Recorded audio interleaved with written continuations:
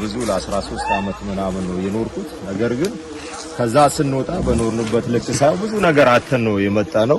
ከተመለሱት ብዙ ነገራቸውን ካጡት መካከል ያው አንዱ እኔ ነኝ። ብዙ ንብረታችን የደከምንበት የለፋንበት ነገር ነው አጥቼ የመጣሁት።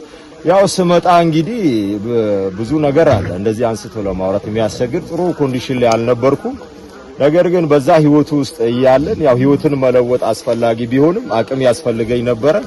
አጋጣሚ እያለን ነገር ግን ኤፍፒሲ ከአይኦኤም ጋር የሚሰራ በዚህ ከተማ ላይ ለሱዳን ተመላሾች እንደዚህ ያደረገ ነው ሲባል ይሄን መረጃ ተከትለን ሄድን። እያደራጁ ለሱዳን ተመላሾች እገዛ እያደረጉ ነበር በሚፈልጉት የሥራ መስክ አይነት። እኛም በዛ ውስጥ ገብተናል።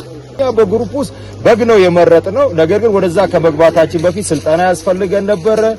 በጎች የሚኖሩበት ደግሞ ቤትም ያስፈልገን ነበር። ኤፍፒሲ ከአይኦኤም ጋር በጎችን ገዛልን። በጎቹ ሲገዙ ግን አሁን እንደምታያቸው አይደሉም። አሁን ያላቸው ገጽታ በጣም የሚያምር ነው። እውነቴን ነው። በጣም አንበሳ ሆነዋል። ያው ድምጻቸው ነው እንጂ የበግ ለውጥ አምጥተዋል። እውነቴን ለመናገር ስለዚህ አሁን እኛ ደስተኞች ነን። ምንም የሌለን ሰዎች በጎች አሉን።